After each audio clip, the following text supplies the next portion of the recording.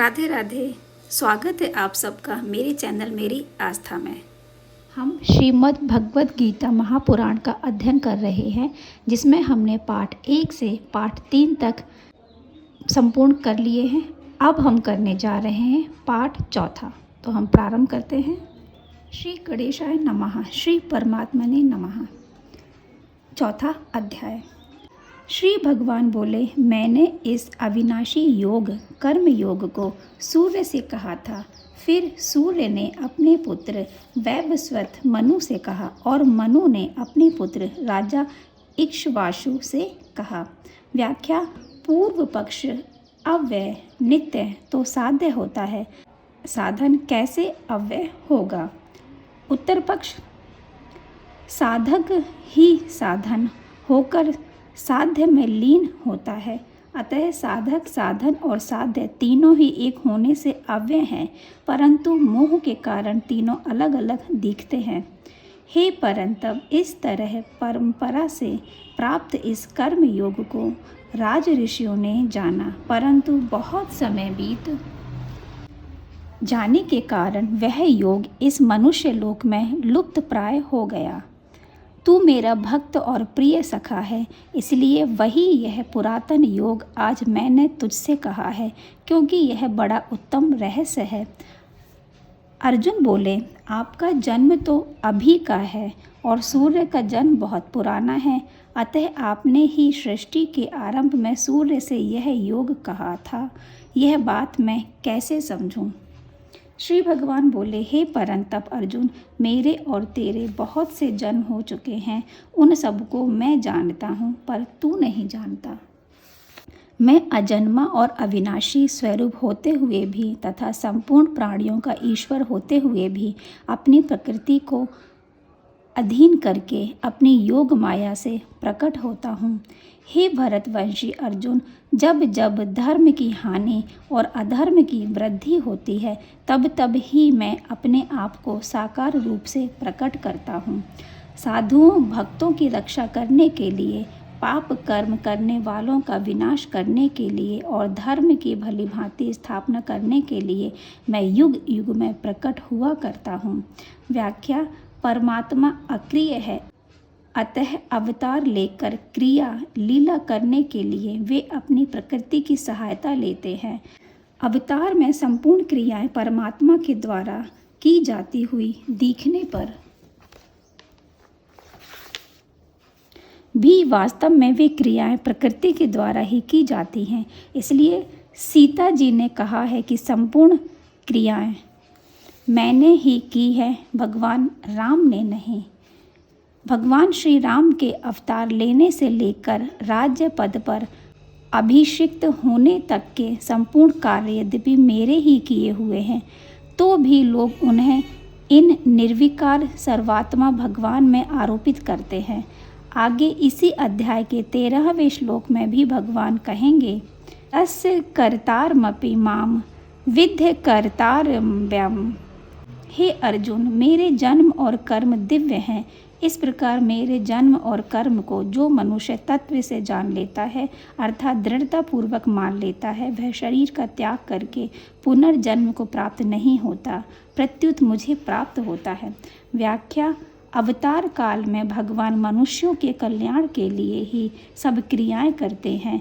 जन्म और कर्म से सर्वथा रहित होने पर भी भगवान अपनी प्रकृति की सहायता से जन्म और कर्म की लीला करते हुए दिखते हैं। वह भगवान के जन्म और कर्म की अलौकिकता है। साधक भी यदि अपरा प्रकृति के अहम के साथ अपने तादात्म्य का त्याग कर दे, तो कर्तव्य भोग तत्व रहित होने पर उसके कर्म भी दिव्य हो जाएंगे। कर्मों का अकर्म होना ही कर्मों का दिव्य होना है। यह दिव्यता कर्म योग से आती है। राग भय और क्रोध से सर्वथा रहित मुझ में तल्लीन मेरे ही आश्रित तथा ज्ञान रूप तप से पवित्र हुए बहुत से भक्त मेरे स्वरूप को प्राप्त हो चुके हैं। हे प्रथानंदन, जो भक्त जिस प्रकार मेरी शरण लेते हैं, मैं उन्हें उसी प्रकार आश्रय देता हूँ, क्योंकि सभी मनुष्य सब प्रकार से मेरे मार्ग का अनुसरण करते हैं। व्याख्या। यद्यपि सब कुछ परमात्मा ही है, वासुदेवः सर्वं तथापि मनुष्य जिस भाव से देखता है, भगवान भी उसके सामने उसी प्रकार से प्रकट हो जाते हैं। जिनके रही भावना जैसी, प्रभु मूरति तिन्ह देखी तैसी। जीव जगत को धारण करता है, ये दम धार्यते जगत। तो भगवान जगत रूप से प्रकट हो जाते हैं। नास्तिक भगवान को नहीं मानता तो भगवान उसके सामने नहीं रूप से प्रकट हो जाते हैं। चोर भगवान की मूर्ति से भगवान को न देखकर पत्थर स्वर्ण आदि को देखता है तो भगवान उसके लिए पत्थर स्वर्ण आदि के रूप में प्रकट हो जाते हैं। कर्मों की सिद्धि फल चाहने वाले मनुष्य देवताओं की उपासना किया करते हैं, क्योंकि इस मनुष्य लोक में कर्मों से उत्पन्न होने वाली सिद्धि जल्दी मिल जाती है। व्याख्या: मनुष्य लोक में सकार्म कर्मों से होने वाली सिद्धि शीघ्र प्राप्त होती है, परंतु परिणाम में वह बंधनकारक होती है। जैसे एलोपैथिक दवा जल्दी असर करती है पर परिणाम में वह शरीर के लिए हानिकारक होती है, परंतु आयुर्वेदिक दवा देर से असर करती है पर परिणाम में वह लाभदायक होती है। जनक आदि महापुरुषों ने निष्काम कर्म योग से सिद्धि, सम्यक सिद्धि अर्थात मुक्ति प्राप्त की थी। कर्मणैव हि सिद्धिमास्थिता जनकादय। सकाम कर्मों से होने वाली सिद्धि नाशवान होती है और निष्काम कर्मों से होने वाली सिद्धि अविनाशी होती है। निष्काम कर्म अर्थात कर्म योग से कर्मजन्य सिद्धि की इच्छा मिटती है, जन्य वस्तु से मुक्ति नहीं होती। मेरे द्वारा गुणों और कर्मों के विभाग पूर्वक चारों वर्णों की रचना की गई है। उस सृष्टि रचना आदि का कर्ता होने पर भी मुझ अविनाशी परमेश्वर को तू अकर्ता जान। कारण कि कर्मों के फल में मेरी स्पृहा नहीं है, इसलिए मुझे कर्म लिप्त नहीं करते। इस प्रकार जो मुझे तत्व से जान लेता है वह भी कर्मों से नहीं बांधता। व्याख्या: चारों वर्णों की रचना मेरे द्वारा की गई है। इस भगवद वचन से सिद्ध होता है कि वर्ण जन्म से होता है, कर्म से नहीं।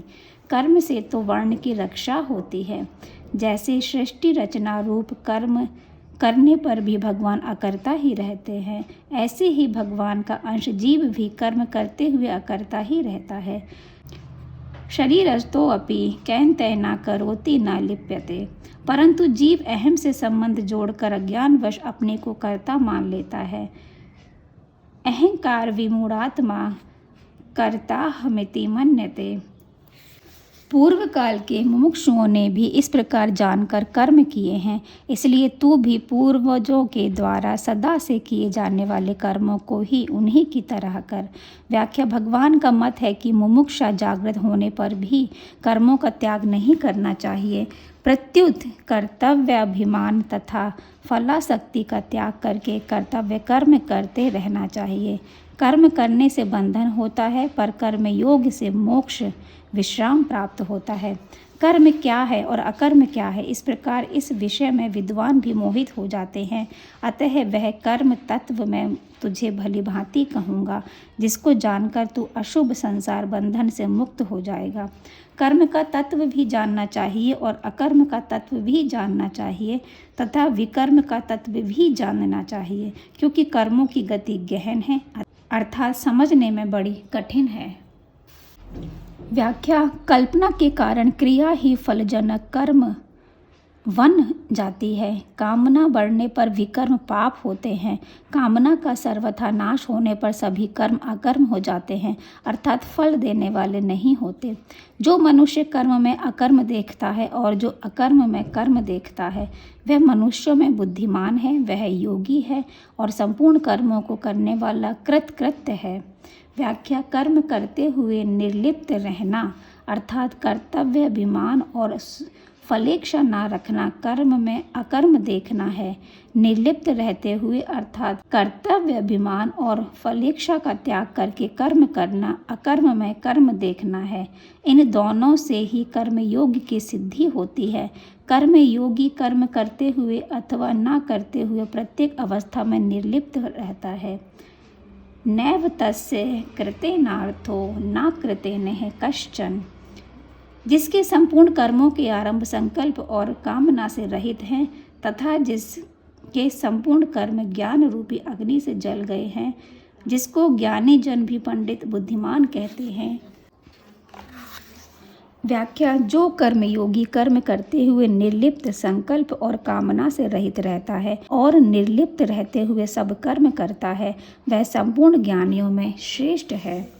जो कर्म और फल की आसक्ति का त्याग करके संसार के आश्रय से रहित और सदा तृप्त है, वह कर्मों में अच्छी तरह लगा हुआ भी वास्तव में कुछ भी नहीं करता।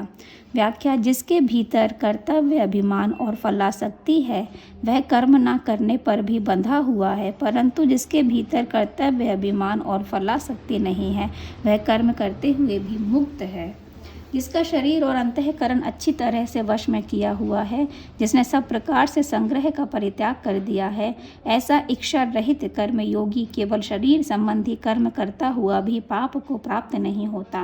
व्याख्या: केवल शरीर निर्वाह के लिए जो कर्म किए जाएं, उनसे यदि कोई पाप बन भी जाए तो वह लगता नहीं, परंतु जो मनुष्य भोग और संग्रह के लिए कर्म करता है, वह पाप से बच नहीं सकता। जो कर्मयोगी फल की इच्छा के बिना अपने आप जो कुछ मिल जाए उसमें संतुष्ट रहता है और जो ईश्वर से रहित, द्वंद्वों से रहित तथा सिद्धि और असिद्धि में सम है, वह कर्म करते हुए भी उससे नहीं बंधता।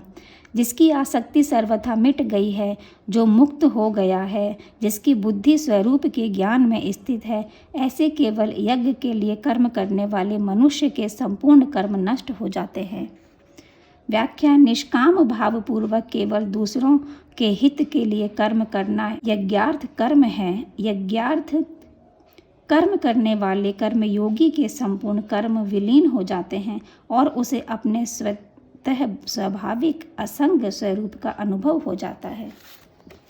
जिस यज्ञ में अर्पण अर्थात जिससे अर्पण किया जाए वे श्रुत आदि पात्र भी ब्रह्म हैं, हव्य पदार्थ तिल जौ घी आदि भी ब्रह्म हैं और ब्रह्म रूप कर्ता के द्वारा ब्रह्म रूप अग्नि में आहुति देना रूप क्रिया भी ब्रह्म है। ऐसे यज्ञ को करने वाले जिस मनुष्य की ब्रह्म में ही कर्म समाधि हो गई है, उसके द्वारा प्राप्त करने योग्य फल भी ब्रह्म ही है।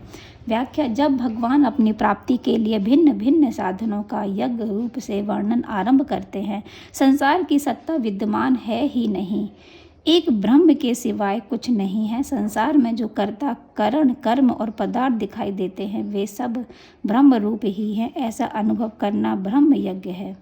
अन्य योगी लोग दैव भगवदर्पण रूप यज्ञ का ही अनुष्ठान करते हैं और दूसरे योगी लोग ब्रह्म रूप अग्नि में विचार रूप यज्ञ के द्वारा ही जीवात्मा रूप यज्ञ का हवन करते हैं।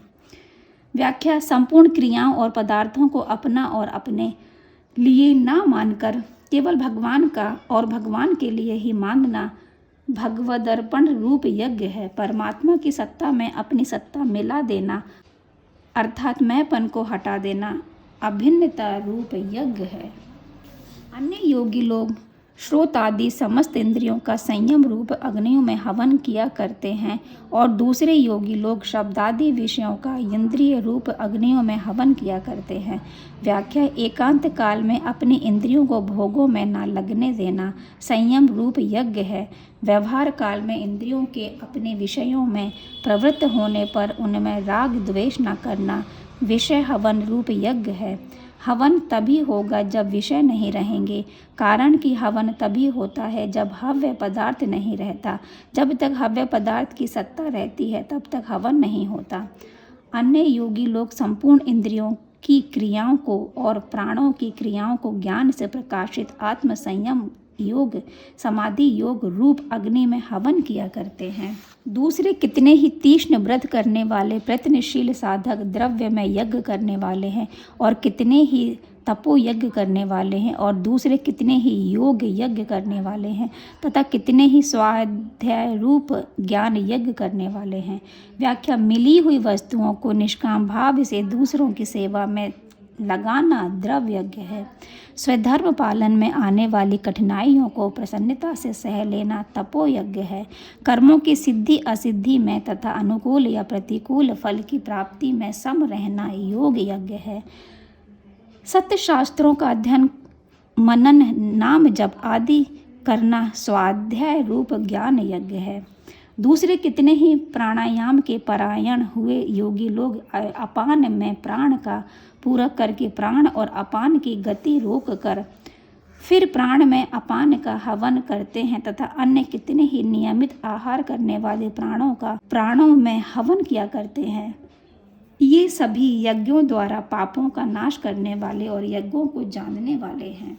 व्याख्या: पूरक, कुंभक और रेचक पूर्वक प्राणायाम करना प्राणायाम रूप यज्ञ है। प्राण अपान को अपने अपने स्थान पर रोक देना स्तंभ वृत्ति प्राणायाम रूप यज्ञ है।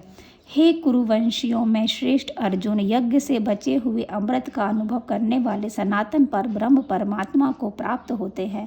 यज्ञ न करने वाले मनुष्य के लिए यह मनुष्य लोक भी सुखदायक नहीं है, फिर परलोक कैसे सुखदायक होगा।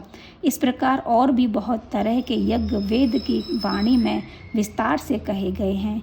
उन सब यज्ञों को तू कर्म जन्य जान। इस प्रकार जानकर यज्ञ करने से तू कर्म बंधन से मुक्त हो जाएगा।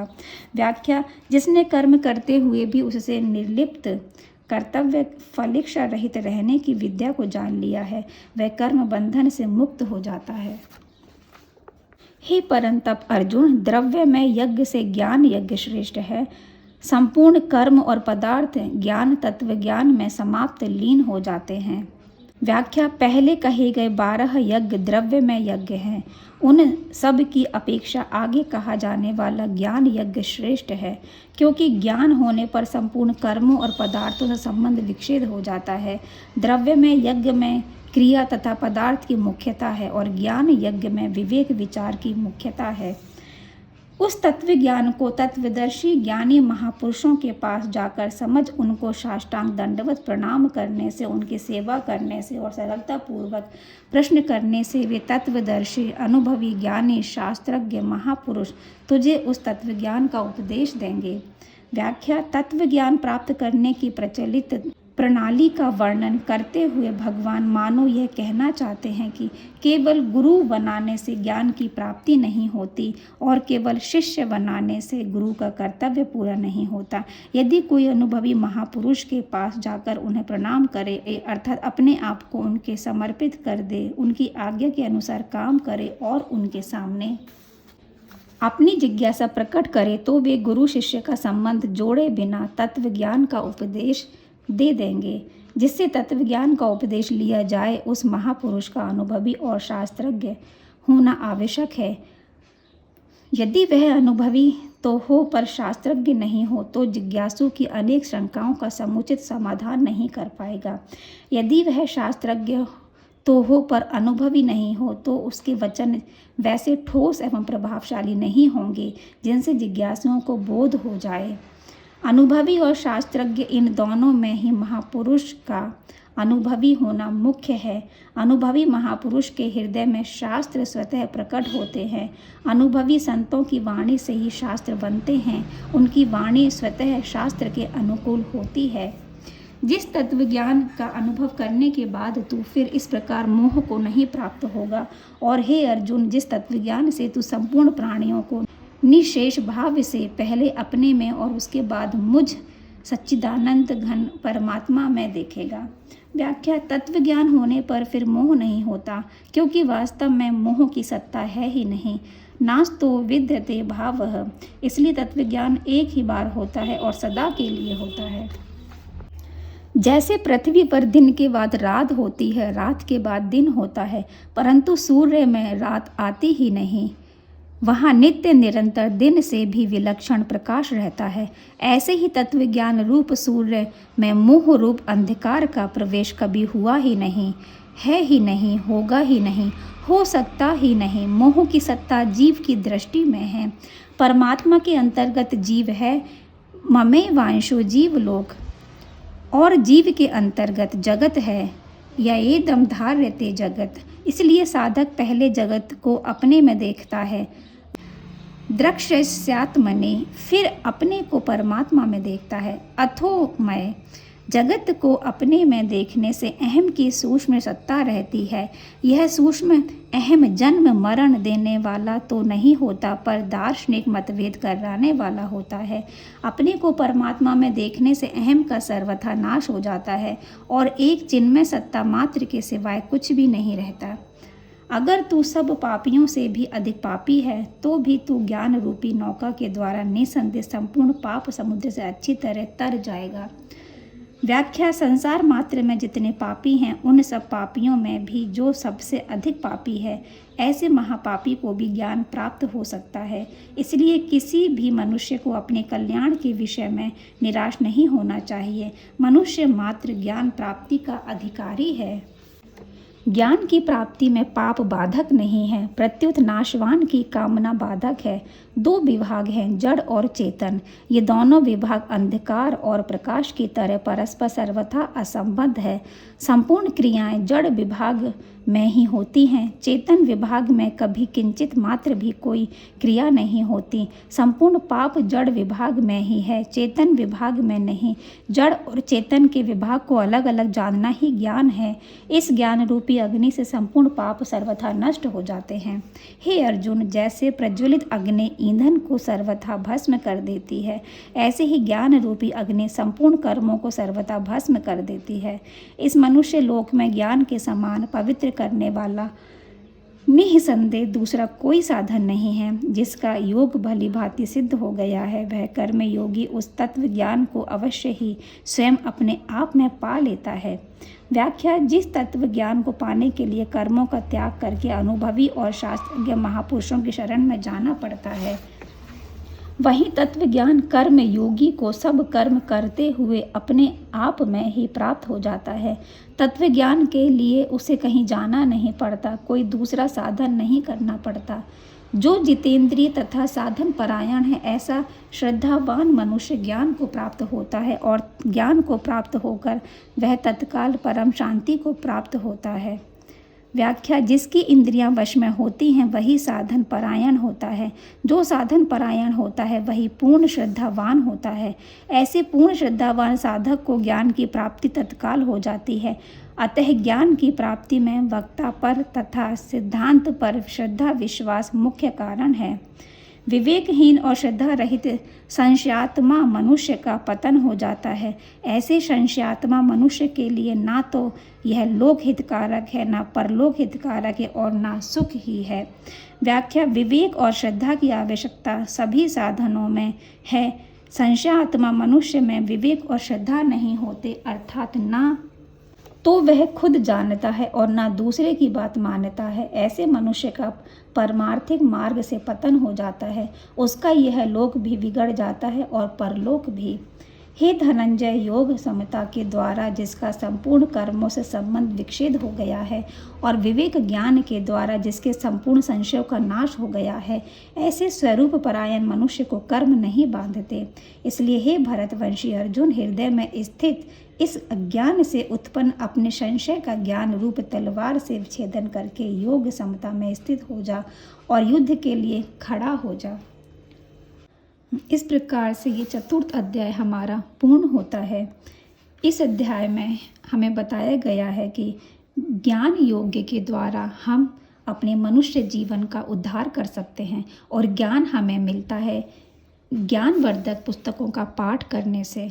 तो हमें इसी प्रकार से अच्छी अच्छी पुस्तकों का पाठ करते रहना चाहिए ताकि हमारा ज्ञान बढ़े, क्योंकि ज्ञान बढ़ेगा तभी हम में सुधार हो सकता है। तो मिलती हूँ मैं आपसे एक नए वीडियो में एक नए पाठ के साथ में। तब तक के लिए आप सबको मेरी राधे राधे।